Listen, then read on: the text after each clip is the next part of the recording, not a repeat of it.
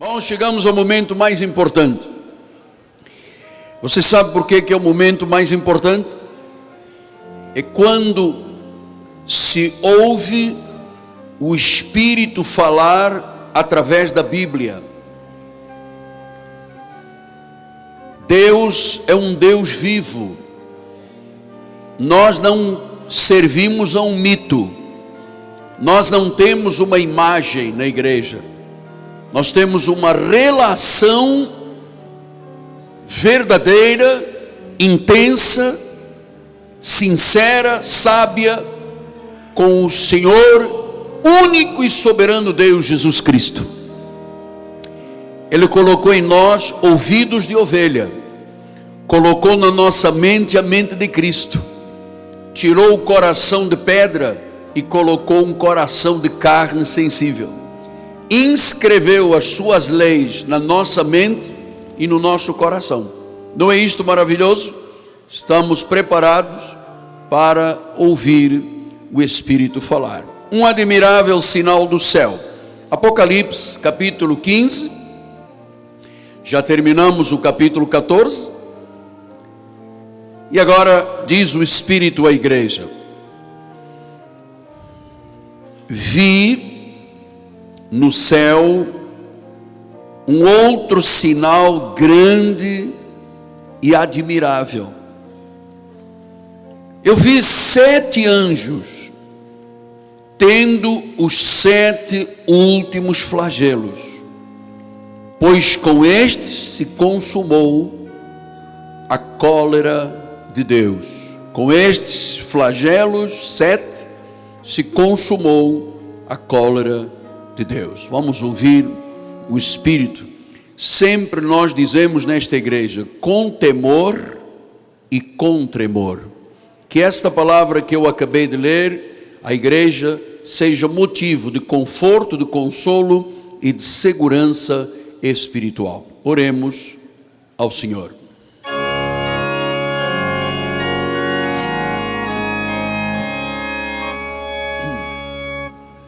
Senhor Jesus Cristo,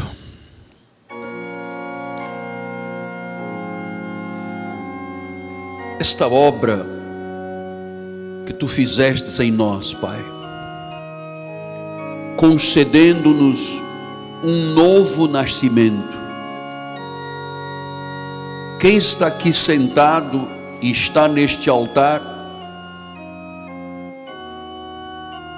é uma nova criatura. Nascemos da água e do Espírito. As coisas velhas já passaram. Mas nós temos um chamado, Senhor, a crescer. Enquanto aqui vivermos nesta terra, Pedro ensinou a igreja dizendo: antes de mais, crescei na graça e no conhecimento de Deus. Não podemos, ó Deus, entender de outra forma. Nenhum livro da Bíblia, e em particular o Apocalipse, poderia ser enigmático, estranho, sinistro.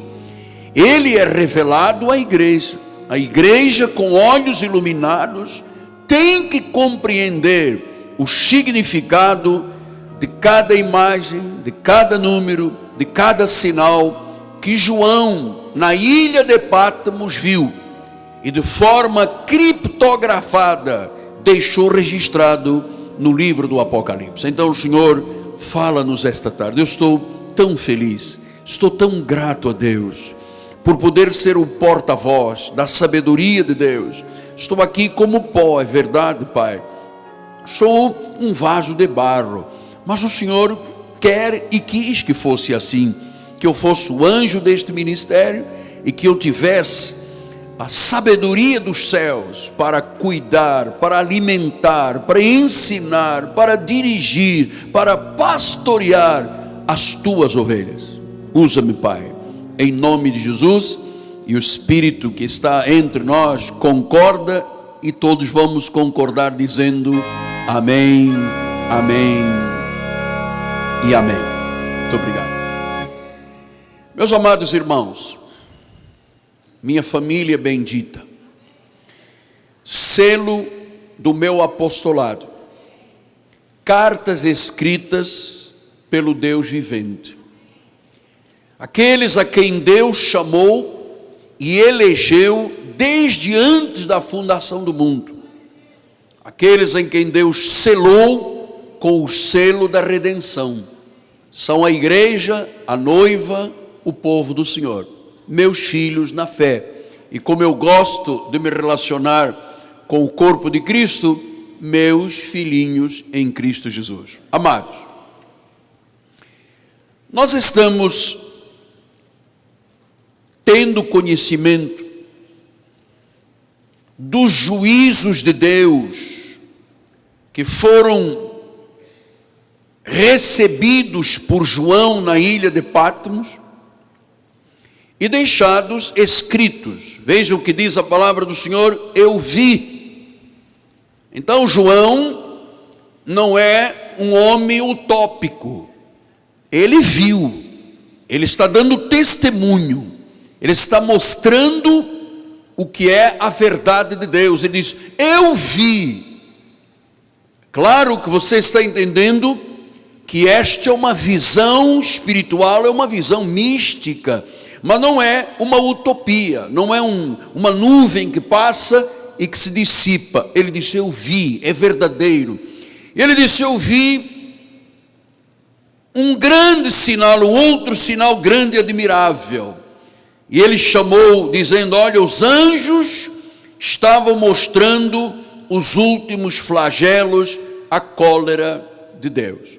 Então, estamos falando aqui de juízos, a justiça, o juízo de Deus sendo manifestado. E se você vem acompanhando os estudos e ama a Bíblia e tem o cuidado de ler a Bíblia, você sabe que no livro do Apocalipse, os juízos de Deus se manifestam em 3 momentos: os 7 selos, as 7 trombetas e os 7 flagelos.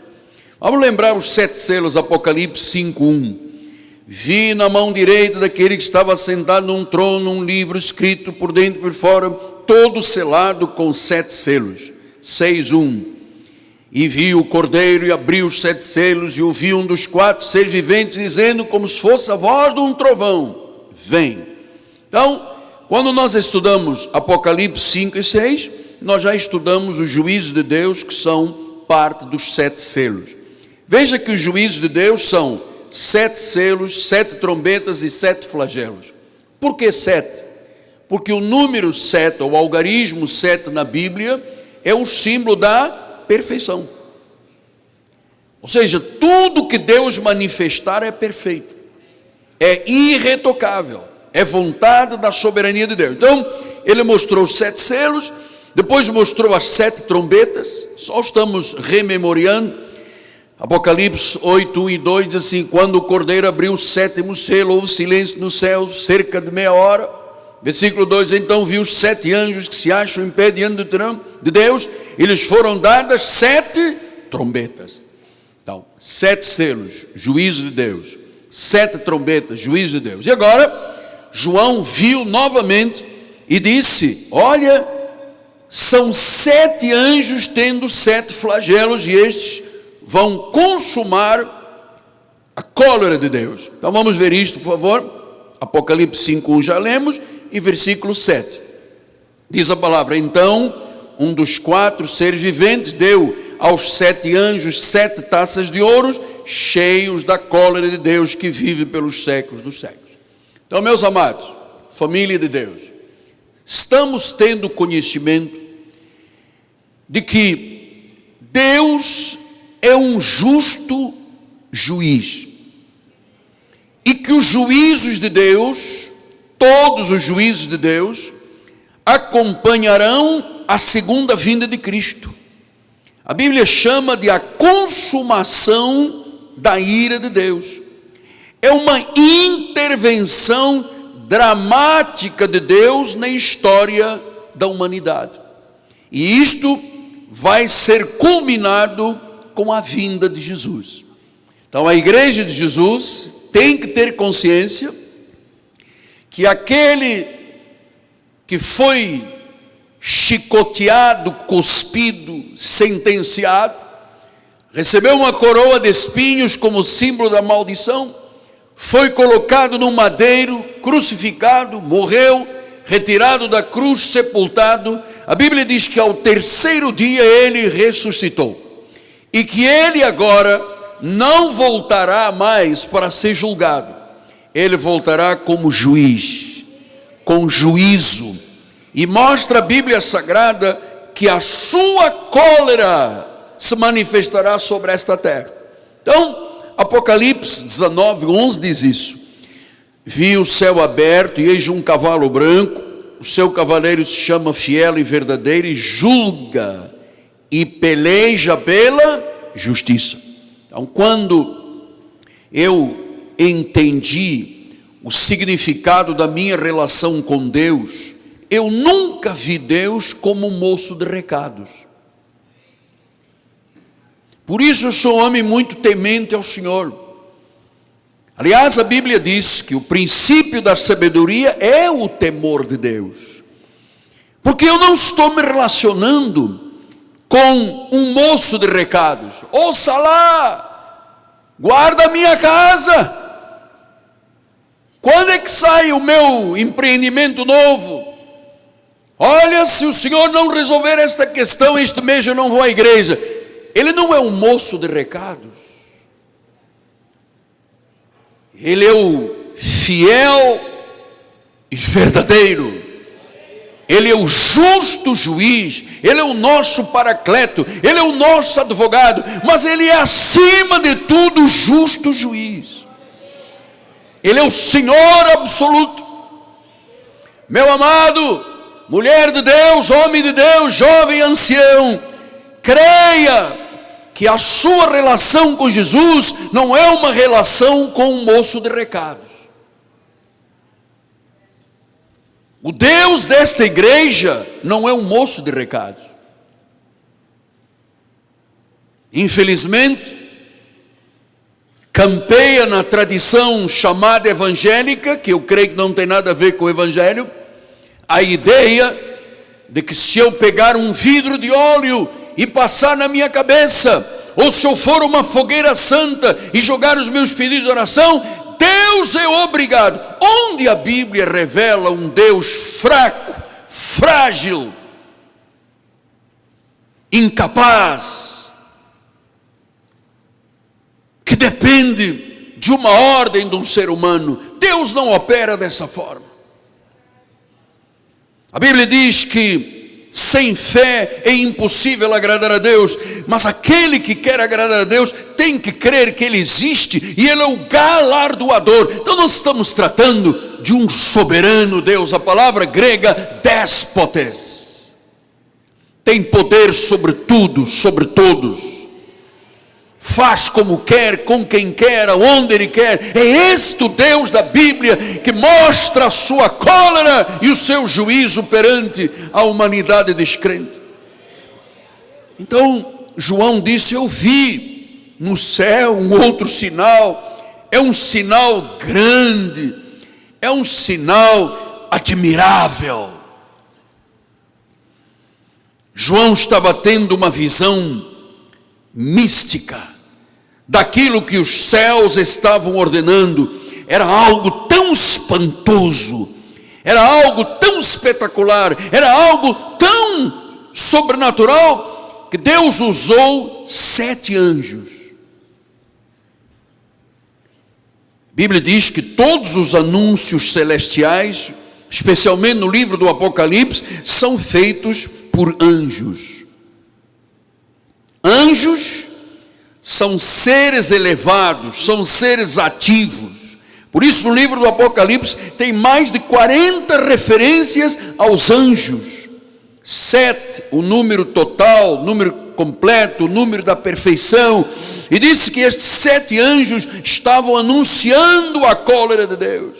Estavam anunciando os últimos flagelos, a última série de juízos. Começou com os 7 selos, passou as 7 trombetas e agora os 7 flagelos. Então, meus amados, o que é que Deus está falando à igreja através desta passagem? Deus está mostrando primeiro o seu senhorio. Segundo, ele se coloca perante as nações como juiz das nações. E ele está dizendo que o anticristo, tudo que for contrário a Jesus, cairá por terra. Meus irmãos, nós estamos vivendo hoje momentos difíceis, conforme Paulo anunciou a Timóteo, diz: nos últimos tempos, os tempos serão difíceis. Neste momento, nós temos guerras, rumores de guerras, nações contra nações, famílias contra famílias, nós temos fome, nós temos miséria, nós temos morte, nós temos assassinato, nós temos corrupção. E meu Deus, eu sempre me perguntava: Senhor, tu não ages nesta hora?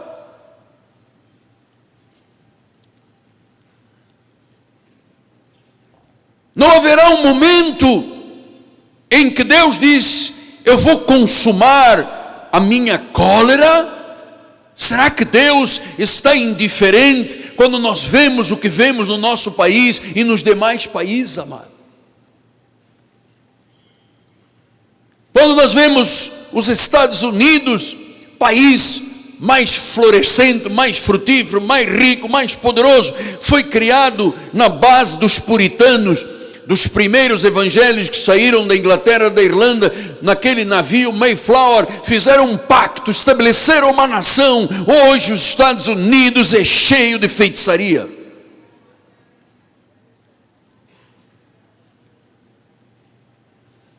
Vejam, senhores, que a descoberta do nosso país, quando aqui chegaram as primeiras naus portuguesas, o que foi fincado lá em Porto Seguro, na Bahia? Uma cruz.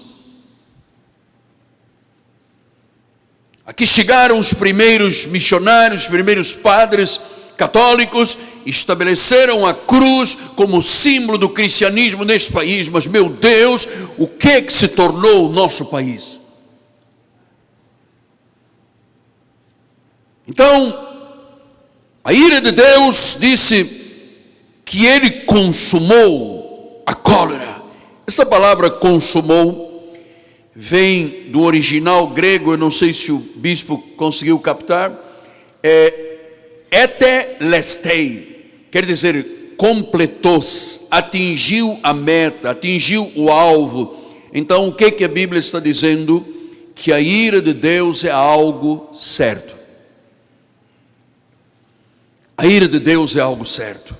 Pastor, e quem é o alvo da ira de Deus? O anticristo, já estudamos.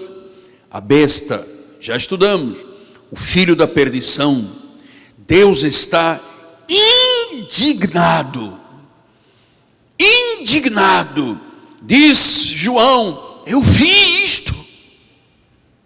Isso não pode ser indiferente à igreja de Jesus. Deus está indignado por ver o que o ser humano se transformou, amado.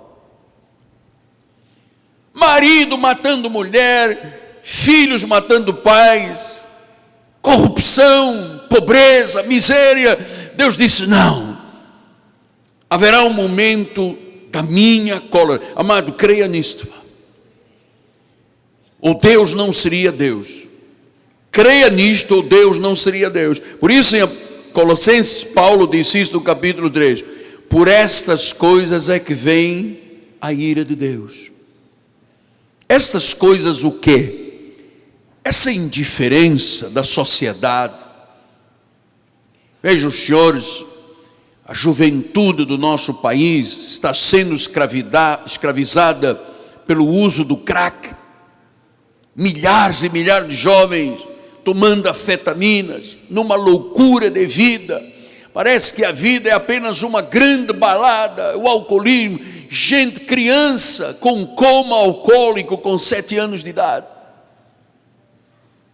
Meninas de 12 anos grávidas. 1,5 milhão de abortos por ano conhecidos no Brasil. Meu Deus! Diz que por estas coisas vem a ira de Deus. Mas vem a ira de Deus sobre quem? Sobre a igreja dele?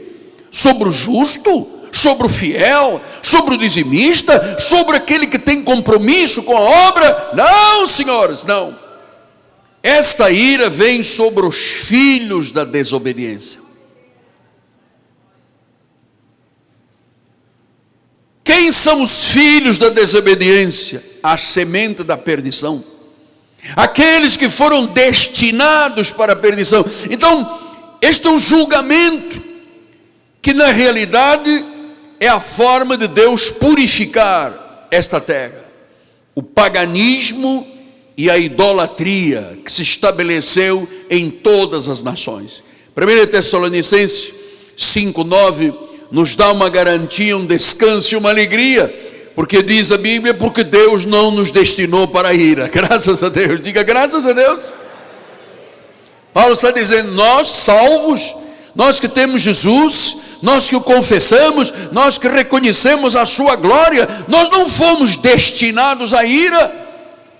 Então o que Deus nos destinou? Para alcançar a salvação mediante Nossa Senhora de Fátima, Aparecida, São Judas Tadeu, mediante quem? O único Jesus Cristo, diga isso, o único Jesus Cristo. Você quer dar um glória a Deus forte, amado? Glória a Deus. Deus disse que vem com a cólera da sua ira. E Ele está dizendo, igreja, você não foi destinado para a ira. Você é salvo.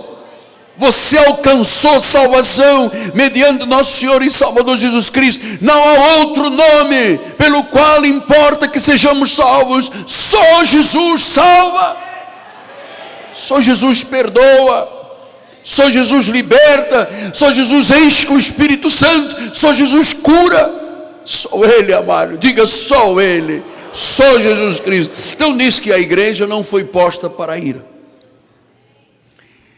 Interessante que eu às vezes vejo pessoas dizendo, Deus me mostrou uma revelação.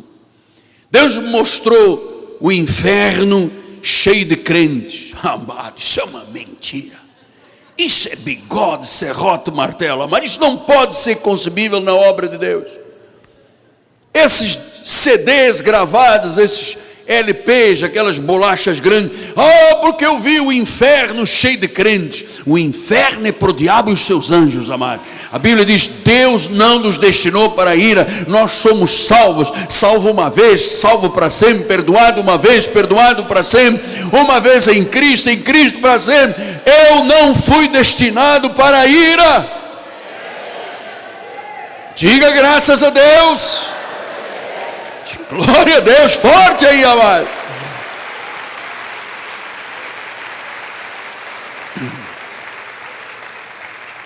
Portanto, cabe-nos a nós, como voz profética, mostrar o que aguarda a toda a terra. Isto é uma profecia bíblica. Deus está dizendo, basta. Todo poder maligno será destruído, amado. Apocalipse 9:6 diz a palavra, naqueles dias os homens buscarão a morte, mas não a acharão. Terão ardente desejo de morrer, mas a morte fugirá deles. Você veja, assim estão tantas pessoas. Pessoas dizendo, não há jeito, eu prefiro morrer, eu vou me suicidar, eu vou acabar com a minha vida, eu vou botar um ponto final. Mas Deus está dizendo, não, a morte vai fugir. E a morte foge de quem? Para aquele que é um eleito de Deus. O eleito de Deus não pode se suicidar. Aquele que está em nós é maior. O eleito de Deus pode estar perplexo, pode estar desmotivado, pode estar se questionando, mas ele não pode tirar a vida. Então, o Senhor está mostrando que está cada vez mais iminente a volta de Jesus. E porque nós não fomos postos para a ira, a igreja de Jesus não foi posta para a ira, foi posta para a salvação. 1 João 4,17 diz, nisto é em nós aperfeiçoado o amor de Deus, para que no dia do juízo mantenhamos a confiança. Então nós não somos aquele povo que diz: se Jesus voltar amanhã, a igreja vai ficar. Não, nós temos a confiança que uma vez em Cristo para sempre, e segundo Ele é, também nós somos neste mundo. Amado, segundo Ele é, nós somos. Isto parece até o que, amado? Isto não parece uma heresia? Não parece uma coisa além da concepção humana? João está dizendo, segundo Ele é, nós somos. Quer dizer que eu sou uma manifestação de Deus nesta terra? Sim, você é uma manifestação de Deus nesta terra. Deus se multiplicou em cada um de nós. Somos uma extensão do Senhor. Como Ele é, nós somos. E nós não fomos postos para a ira. Nós temos confiança. Se Jesus voltar daqui um ano, nós vamos com Ele. Se voltar daqui a 6 meses, nós vamos com Ele. Se voltar amanhã, nós vamos com Ele. Se voltar agora, nós vamos com Ele. Não há dúvidas. Nós mantemos a confiança. Uma vez em Cristo para sempre. Dê-lhe um aplauso forte.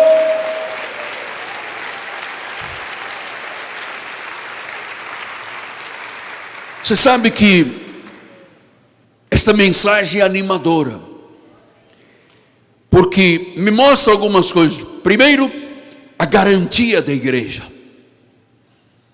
Se você é uma pessoa que tem Jesus como Senhor e Salvador, você tem esta unidade com Cristo. Ele é o Senhor, Ele é o cabeça, você é o corpo, tem confiança, é salvo, é selado, não foi posto para a ira. Por outro lado, esta passagem nos mostra que com Deus não se brinca, que Deus não pode estar indiferente ao que se passa nesta terra, amado. Desde Constantino, há mais de 2000 anos atrás, desde Constantino, que a Igreja Católica promulga idolatria, mariologia, purgatório, infalibilidade do Papa, celibato. Amado, tudo isso é contrário à Bíblia. E os símbolos do ocultismo dentro da Igreja Romana, que a Bíblia chama de a grande meretriz, que tem filhas. Olha o que a maioria daquilo que se chama de igreja se transformou neste país e no mundo. Então Deus está dizendo, eu vou voltar, eu não posso estar indiferente a tudo que está passando nesta terra. Pastor, eu quero que o senhor me fale um pouquinho mais, porque quando eu vejo estes cólera de Deus, quando eu vejo juízo de Deus, me dá um fervor, mas ao mesmo tempo um tremor grande. Seja mais específico nesta questão, seja mais cirúrgico nesta questão. Eu vou lhe mostrar. Porque eu não posso permitir que nenhum membro desse ministério, que está debaixo do pastorado deste apóstolo chamado para revelar a graça de Deus às nações, eu não posso permitir que você tenha algum tipo de dúvida em relação, por exemplo, à tua salvação, à tua eternidade, a volta de Cristo, o juízo, o selo, a salvação eterna, a predestinação. Você não pode ter dúvida. Esse ministério é de sabedoria, é de ensino, é de conhecimento. O profeta disse, conheçamos e prossigamos em conhecer. Portanto, cada reunião nesta igreja tem que acrescentar alguma coisa. Você não entra na missa pecador e sai da missa pecador. Você não entra num culto da igreja Cristo Vive pecador e sai pecador. Não existe isso aqui. Aqui há convicções, há certeza, a sabedoria, a revelação. Os mistérios de Deus são conhecidos. Então eu vou ser um pouco mais intenso nesta questão, porque existe uma passagem bíblica que tem a ver com o julgamento, a cólera, o juízo de Deus e os últimos dias, que às vezes as pessoas não conhecem. Eu preciso lhe passar esta revelação. Estou lhe falando das 10 virgens. Abra sua Bíblia, se você me acompanha aqui pelo telão LED, Mateus 25. Então o reino dos céus será semelhante a 10 virgens que tomaram as suas lâmpadas e saíram a encontrar-se com o noivo. Versículo número 2: 5 dentre elas eram nércias, loucas. 5 eram prudentes. 5 haviam confessado Jesus como Senhor. 5 rejeitaram a sua confissão. Então esta parábola fala de que, apóstolo? Fala da expectação e a expectativa da volta de Jesus. A volta de Jesus terá efeitos universais. Então vamos adiante. Versículo 2. Ainda deixa no versículo 2. Pode deixar, querido. Versículo, nós estamos versículo 1 a 10, 11 a 13. Vamos lá. 5 dentre elas eram nércias, 5 eram prudentes. Versículo 3. As nércias, aquelas que não cuidaram da sua vida espiritual, aquelas que foram vivendo de forma louca e descontrolada, ao tomarem as suas lâmpadas, não levaram azeite consigo. Versículo número 4. No entanto, as prudentes, além das lâmpadas, levaram azeite nas vasilhas. Então, qual é a diferença entre uma pessoa que será salva ou é salva e quem não é salvo nem será salvo? Primeiro, a Bíblia deixa claro, chama de nércio. Nércio quer dizer louco. A pessoa que acha que Deus não existe. Ela tem uma vasilha, mas não põe azeite. O que é o azeite na Bíblia? O azeite da lâmpada é o símbolo do Espírito Santo. Então diz que há pessoas nesta terra que não têm o azeite, não têm o Espírito de Deus, são nércias, são como loucas. Você veja o que se passa hoje na nossa sociedade. Vá aqui próximo no Barra Shopping e você vai se deparar com um quadro tão antissocial, tão antibíblico, homem com homem, mulher com mulher, beijo na boca. As pessoas estão perdendo o senso da responsabilidade, da ética, dos bons valores, dos bons costumes. Essas são virgens nércias, que não têm azeite na candeia. Versículo adiante, por favor. Tardando o noivo, e aqui começa a conexão, porque às vezes as pessoas dizem assim, oi, mas Paulo dizia que Jesus estava para vir. Passaram-se 2000 anos, não veio. E há pessoas que dizem, não, mas que não há perspectivas de voltar Jesus tão cedo, porque a data, o período da sua volta, ninguém sabe, nem Cristo, nos dias da sua carne, ele sabia. Então ele diz, tardando o noivo. Não é a sensação que todo mundo tem, poxa, mas Jesus quando vai voltar? Não voltou através de Paulo, não voltou quando João teve a revelação, mas ele vai voltar. E você sabe, quando você não tem um foco nas coisas espirituais, você é tomado de um sono e adormece. E eu vou lhe dizer uma coisa, não existe vida mais incapacitante, sem valor, sem qualquer significado, do que essa vida de pessoas tomadas de sono e que adormeceram. E eu vou lhe dizer, amado, minha amada irmã, que eu vivo na obra de Deus há 42 anos.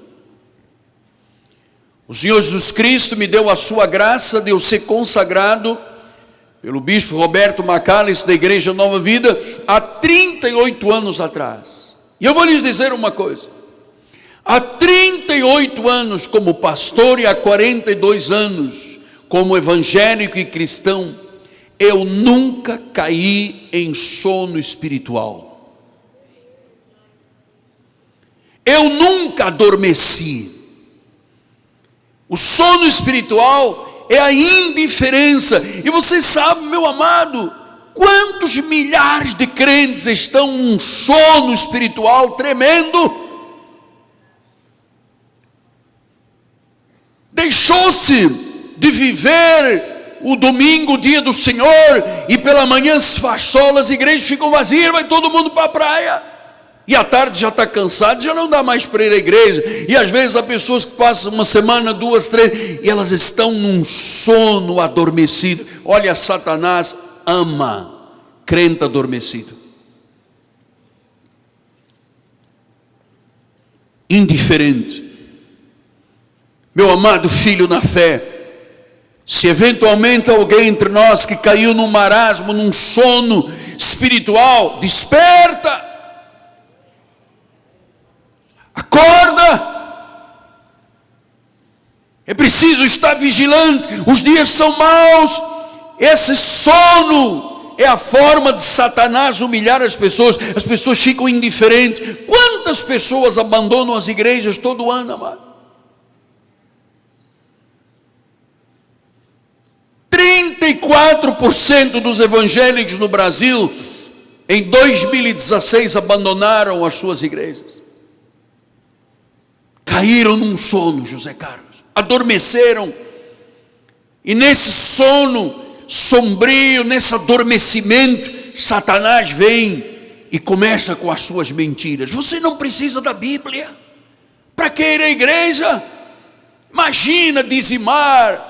E começa a contenda espiritual própria do adormecimento da virgem Nércia. E diz o versículo de número 6: mas à meia-noite, quer dizer que haverá uma hora em que o noivo vai voltar. Se à meia-noite ouviu-se um grito: eis o noivo! Ele não está falando de Buda, ele não está falando de Maomé, ele não está falando de Shirvá, ele não está falando do Deus Confúcio ou dos milhões de deuses do Oriente Médio. Ele está falando de Jesus, o noivo. Eis o noivo! A igreja é chamada noiva, a noiva de Jesus, ataviada de branco, sem manchas, sem rugas, sem defeitos, preparada para um só esposo, que é Cristo. E ele disse: eis o noivo, saí ao encontro. Então, meus amados, este tempo de demora, por que está demorando o noivo? Deus está dando chance ao homem para que se volte para ele. Sem Jesus, o homem jamais seria completo. Mas diz que à meia-noite ouviu-se um grito: o noivo! Veja o que disse Mateus 24, 44. Mateus 24, 44. Por isso ficai vós apercebidos, porque a hora em que não cuidais, o Filho do Homem virá. Eu estou pregando, esta é a 10ª mensagem do Apocalipse, e desde a primeira mensagem eu tenho alertado a igreja dizendo: Jesus está voltando, amado. Não há muitos ministérios pregando o Apocalipse, nem pregando a volta de Jesus, e estão aí num sono, num marasmo. Um dia vou à igreja, um dia não vou à igreja, um dia pertenço, e se alguém não me cumprimenta eu já não volto mais, e eu não me satisfizeram as minhas necessidades, então eu vou me embora. E começa você a entender que nós precisamos de cuidar, porque o Filho do Homem virá.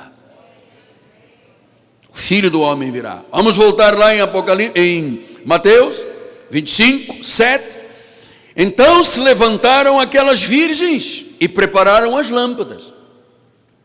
As nércias, as loucas, as adormecidas, aqueles que vivem uma vida de qualquer jeito, disseram às prudentes, aquele que tem compromisso, aquele que é salvo, aquele que não zomba de Deus, amado.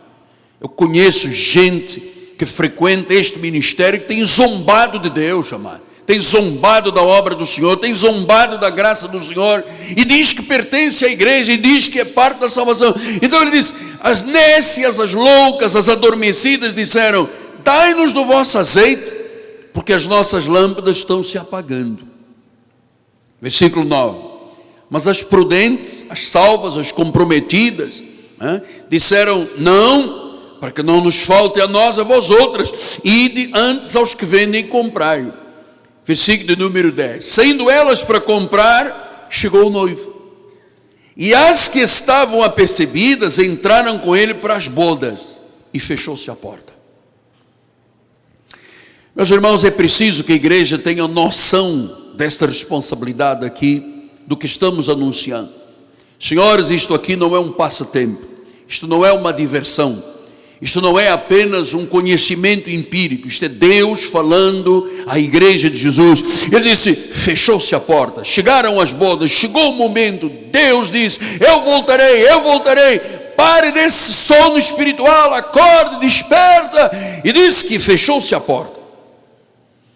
Versículo número 11. Mais tarde chegaram as virgens nécias e clamaram: Senhor, Senhor, abre-nos a porta. Mas ele respondeu: em verdade vos digo que não vos conheço. Nem todo que diz Senhor, Senhor herdará o reino de Deus. Sim, mas eu profetizei, eu curei, eu expeli demônios. Não te conheço. Quer dizer que há pessoas que aparentemente parecem crentes, porque eram 10 virgens, umas nécias, outras prudentes. Qual era a diferença? Umas não tinham o Espírito Santo, não tinham o azeite, não tinham a candeia cheia. As outras tinham o azeite, o Espírito Santo, estavam cheias da glória de Deus. Então ele disse: em verdade vos digo, eu não te conheço. Eu creio que esse julgamento final, a coisa mais difícil para alguém, quando Deus disser: eu não te conheço. Porque a Bíblia diz que Deus conhece aqueles que lhe pertencem.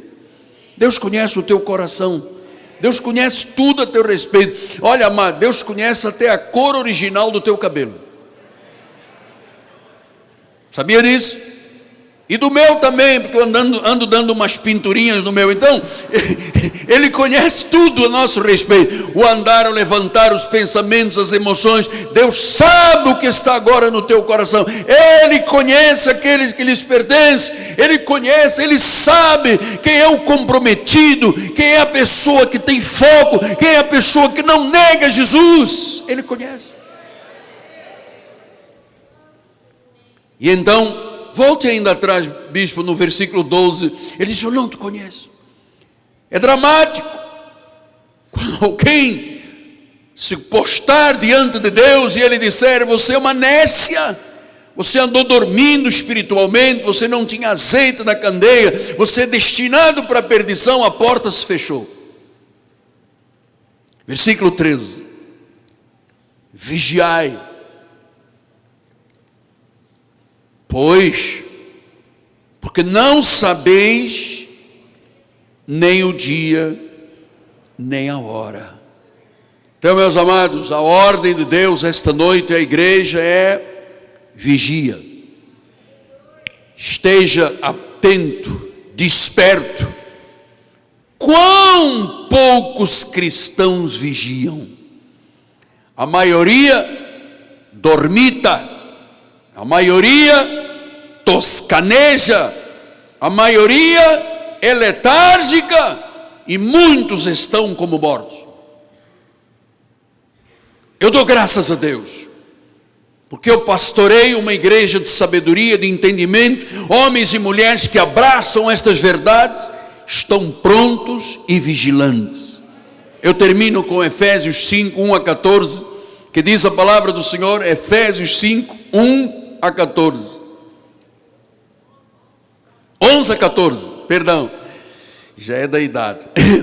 Não sejais cúmplices nas obras infrutíferas das trevas, antes, porém, todavia, reprovai-as. Não aceita o que esse mundo está dizendo, porque o que eles fazem é oculto, só o referir é vergonha. Mas todas as coisas, quando reprovadas pela luz, se tornam manifestas, porque tudo que se manifesta é luz. E eu termino com o versículo 14. Pelo que diz: desperta, desperta, acorda, ó tu que dormes, levanta-te entre os mortos, e Cristo te iluminará. Amado, eu rechaço esse dormitar, esse toscanejar, essa letargia, essa indiferente, esse estado de mortandade, esse estado nécio de virgem que não tem azeite na sua candeia. E eu promulgo nesta igreja as virgens puras, homens e mulheres e famílias que têm a sua candeia cheia, estão vigilantes, têm azeite e que sabem que um dia Jesus voltará e a porta se fechará e quem entrar para as bodas viverá eternamente com Jesus. E se você crê, diga amém, amém e amém.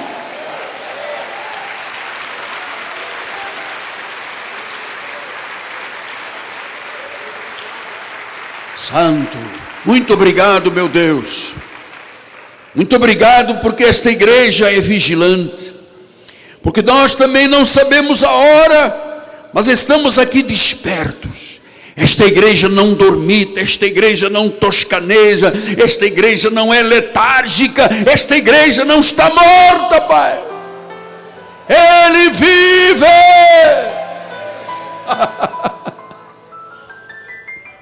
Ele voltará. Ele voltará. E você entrará para as bodas do Cordeiro e viverá eternamente. Eu creio nisto. Isto me dá paz. Eu mantenho confiança nestas verdades. Amém? Amém, Jesus. Agora, nós vamos celebrar a ceia do Senhor. E este é o momento de comunhão da igreja. É o momento de unidade, é o momento de vermos a glória do milagre em nome de Jesus Cristo. Amém? Os nossos bispos vão preparar a ceia do Senhor. Os bispos, os pastores vão ao altar.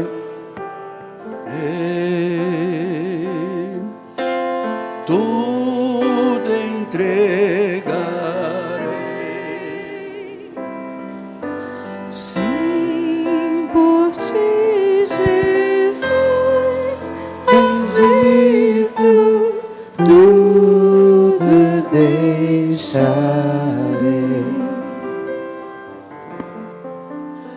tudo a Cristo a ti entrego. Tudo sim por ti darei, resoluto, mais submisso, sempre, sempre seguirei. Tudo entregarei,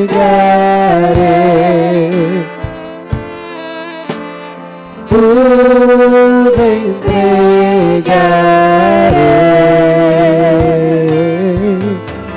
Sim, por ti, Jesus, bendito, tudo deixarei, tudo entregarei, tudo entregarei.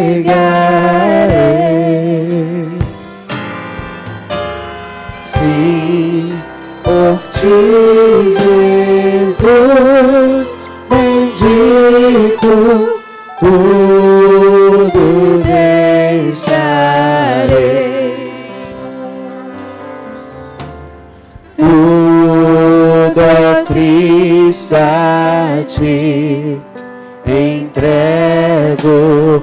Oh, eu sinto teu amor transformar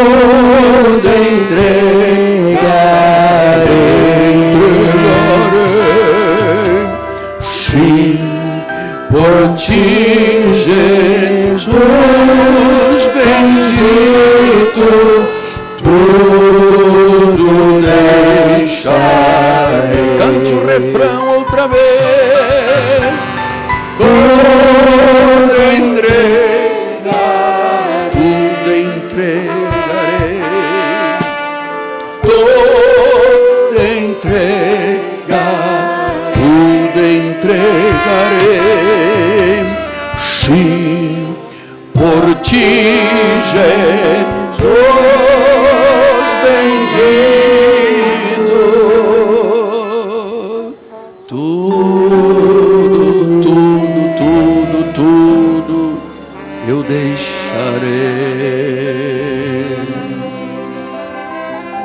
Graças a Deus. Graças a Deus. Todos já receberam os elementos? Bispo, poderíamos dar uma ajuda por causa da hora? Se poderíamos, quem não recebeu os elementos, levante a mão, que um dos pastores vai chegar até você, por favor.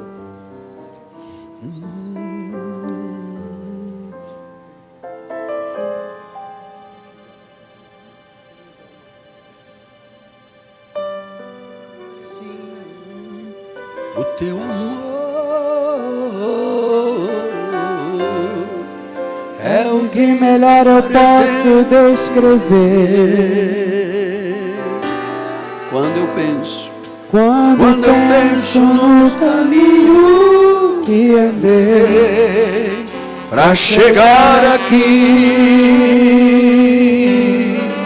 sim, o teu amor é o que de melhor eu posso descrever. Quando eu penso no caminho que andei para chegar aqui, eu vi milagre acontecer. Eu também Eu vi sinais do céu. Teu livramento me alcançou. A minha sorte mudou.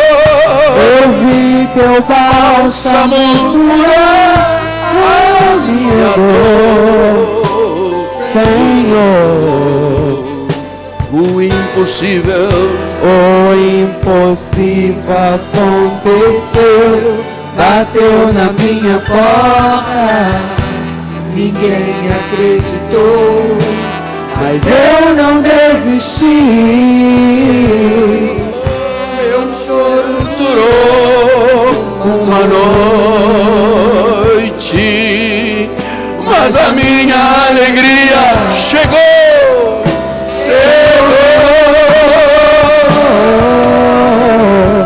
O nosso Deus é fiel.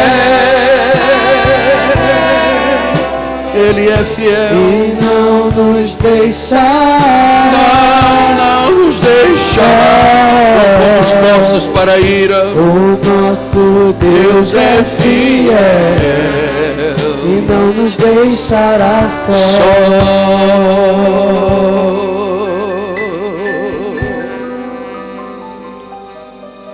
Naquela noite em que o Senhor foi traído,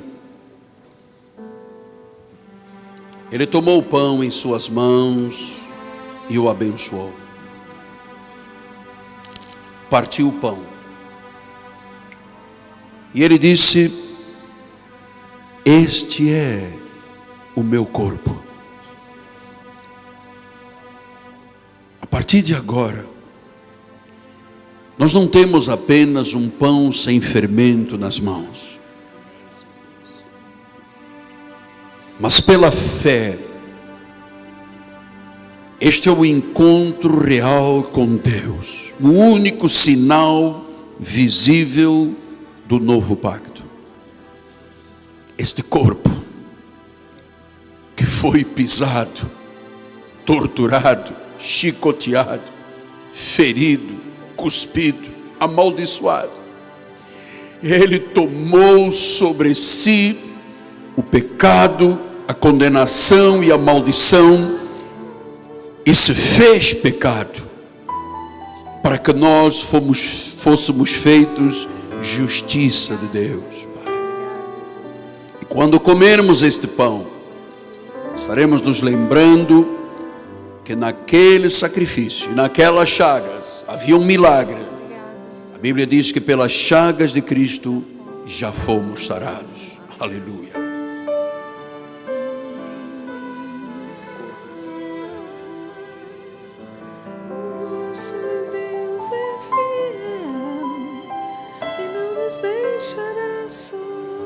O nosso Deus é fiel e não nos deixará sós. O nosso Deus é fiel e não nos deixará sós. Eu abençoo o pão que temos em mãos. E eu declaro: este é o corpo de Cristo. E eu profetizo que quando você comer este pão, o seu corpo será milagrosamente curado e saudável. O Senhor pode neste momento gerar até um novo órgão, um novo coração, um novo cérebro, um novo sangue, novos pulmões, novo pâncreas. Ele pode tudo. Ele pode gerar um milagre, tudo novo. Recebemos com ações de graças o corpo de Cristo até que Ele volte. Comamos todos em nome de Jesus. Amém.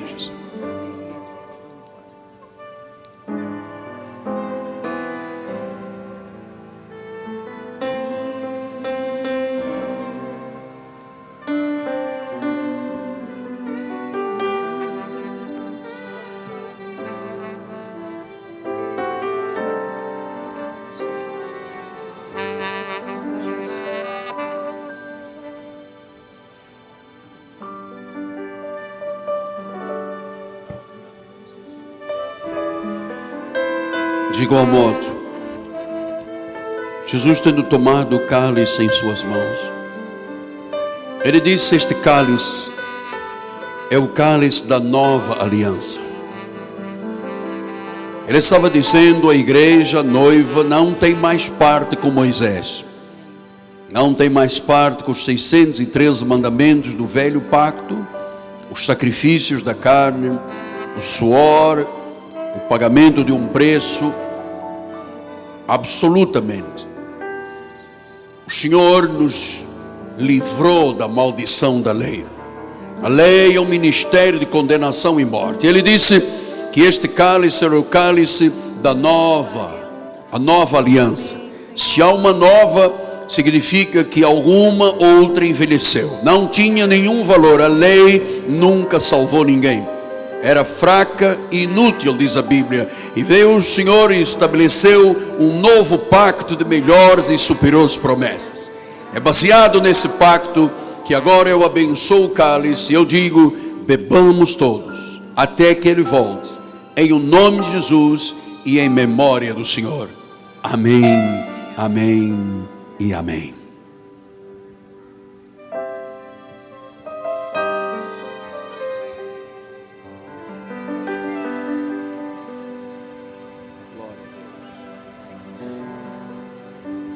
Senhor, me alegro em Ti, de júbilo salta o meu coração, pois vitória recebi e também perdão, pois vitória recebi e também perdão. Oh, aleluia, aleluia, oh, aleluia, aleluia, Oh, aleluia,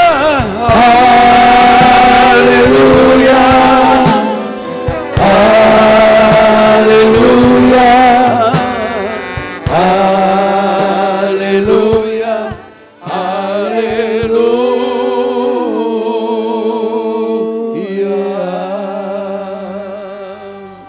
Meus amados, a minha gratidão, muito obrigado por você amar este ministério, por você amar este apostolado, por você criar raízes, pertencer a este ministério. Obrigado, acima de tudo, por você amar a Deus sobre tudo e sobre todos, e reconhecer Jesus como Senhor e Salvador. Vamos viver o mês de agosto, um mês poderoso, um mês de manancial, um mês em que chuvas de bênçãos, a primeira chuva se manifestará a cada dia na nossa vida. Eis o manancial. O Senhor disse: não mais terra árida. Amém? Vamos ficar de pé.